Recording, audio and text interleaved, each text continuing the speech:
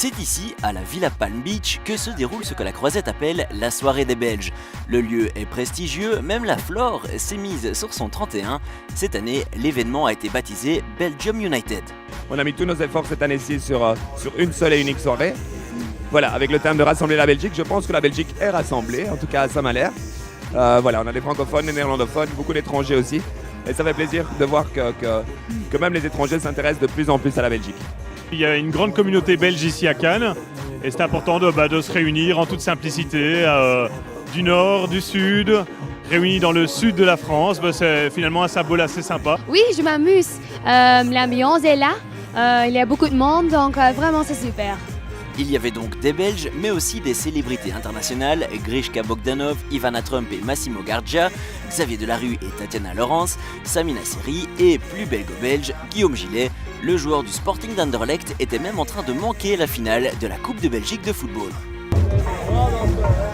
Je suis ici à Cannes, bon, je préfère ça que d'être devant ma télé, regarder cette finale de Coupe de Belgique. Je sais à l'heure actuelle pas qui est le vainqueur de cette Coupe de Belgique, donc voilà.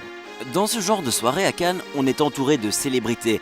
Certains VIP belges apprécient, d'autres ont l'habitude.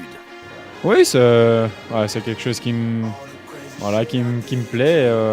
Voilà, je suis content d'être parmi toutes ces stars du cinéma. Parfois, ça fait du bien de côtoyer des autres stars et pas seulement du ballon rond. Je suis pas du tout impressionné parce que j'ai de la chance de les voir, c'est mon quotidien. Je peux même dire que j'étais quasi à la table d'Antonio Banderas. C'est un petit peu, Antonio, c'est un peu la personne que j'ai croisée tout au long de ce festival. Et je l'ai croisé au début, on est sortis ensemble, on a été dans un club privé ici à Cannes, on a pris le même ascenseur, on a dansé ensemble, on a bu ensemble. Ce soir, on a mangé ensemble. Donc oui, c'est mon ami, quoi. C'est mon nouvel ami.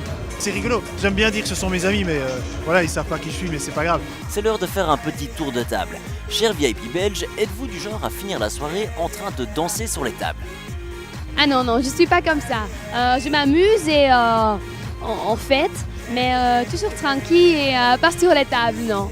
Non, en fin de soirée, on va me retrouver dans mon lit. Parce que c'est là que ça se passe. Non, c'est-à-dire, oui, c'est dans mon lit que je dors, en tout cas. Non, c'est dans mon lit que je dors, c'est pas dans mon lit que ça se passe. J'aimerais bien que ça se passe dans mon lit, mais c'est pas... Non, quand même pas. Bon, je sais faire la fête quand il faut, surtout quand on est en vacances depuis 2 jours, on peut enfin décompresser parce que c'était une très longue saison. Avec des présentateurs TV pareil, ça ne peut qu'aller bien. J'adore faire la fête, mais j'essaie de le faire de manière assez sobre en réalité. Mais j'adore faire la fête, oui. Vous l'aurez compris, devant la caméra, les invités sont plutôt modérés.